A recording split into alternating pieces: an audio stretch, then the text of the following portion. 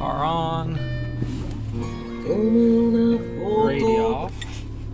Paddle shift ready to go. Okay, let's go. Alright. I'm sitting in the passenger seat of a 3-week-old Lamborghini Gallardo. It's white. The red and green of the Italian flag run down the center.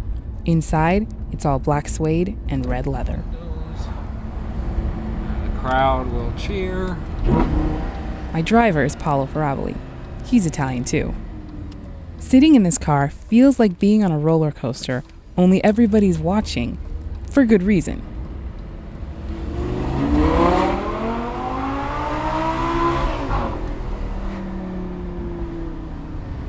Describe that. Imagine, if you were to be able to put a sound to your heartbeat when a ball is charging directly at you.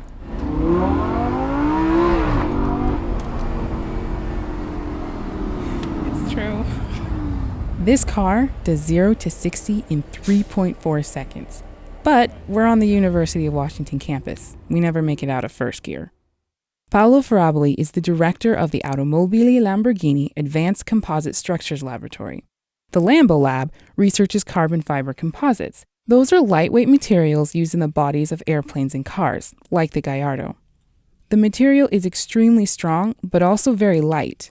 This technology was used in the Boeing 787 Dreamliner. Ferraboli says the Gallardo we're driving is here as an example of what the lab does. The Lambo Lab started as a research project between the University of Washington, the Federal Aviation Administration, and Boeing. At the time, Ferraboli was working at the university, but had worked for Lamborghini in the past. When Lamborghini heard about the work being done on carbon fiber, they invested in the lab. Ferraboli says Lamborghini was trying to get as much novel content and technology from Boeing on the 787 program, for example, and apply it to high-end luxury sports cars. Lamborghini was interested in carbon fiber because they hoped to make a car that was lighter, safer, and cheaper to produce. Ferraboli took me on a tour of the Lambo Lab. It's in the basement of the university's aerospace building. It's cluttered with machines that cut, scan, print, and press carbon fiber composites. The researchers are developing better ways to make carbon fiber composites. The old way of making composites was slow and expensive. Sheets of carbon fiber were layered by hand into a mold and held together with a sort of glue. Then it had to be put in a pressurized oven or an autoclave to harden. It could take hours. So the Lambo Lab developed a different process called forged composites. Forged composites use chopped up pieces of carbon fiber, not long sheets. The pieces are mixed with the glue in the mold and then put into the autoclave. The mixture spreads itself out into the mold, no need to layer it. You can think about it like the difference between making lasagna and mac and cheese. The old process was like hand layering lasagna noodles into a pan. It took a really long time. With the new process, you pour the noodles and the cheese in a pan together, no layering required. Lamborghini found that forged composites cut down on price and time. With the old way, you could only make about 1 to 2 passenger cells a week. A passenger cell is the part of the car that you sit in. But with forged composite, we're able to push that to about 50 to 100 a day. So we took the cost down by a factor of 10, and we brought up the rate by a factor of 10 or 100. The Lamborghini Murcielago was made in 2001 using the old layering process. They could only make about 2 passenger cells a week. But the 2013 Sesto Elemento is almost all forged carbon fiber. Lamborghini will be able to make up to 100 passenger cells a day.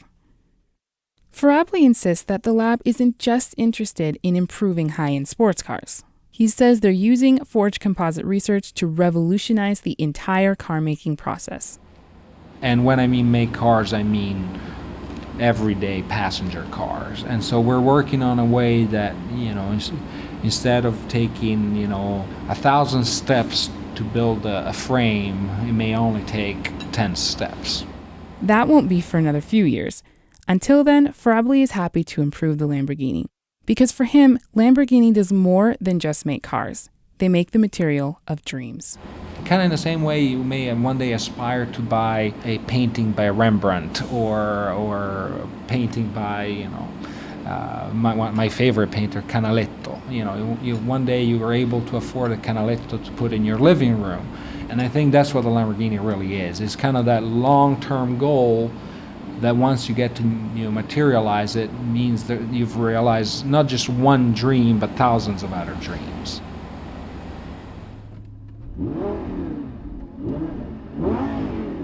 Earlier this year, Lamborghini unveiled the Urus. It's an SUV with a carbon fiber interior. The Urus is only a concept, but you might see it driving on your streets sometime in the future. Yes, one day, I'm rich enough. For Radioactive, I'm Ann Kane.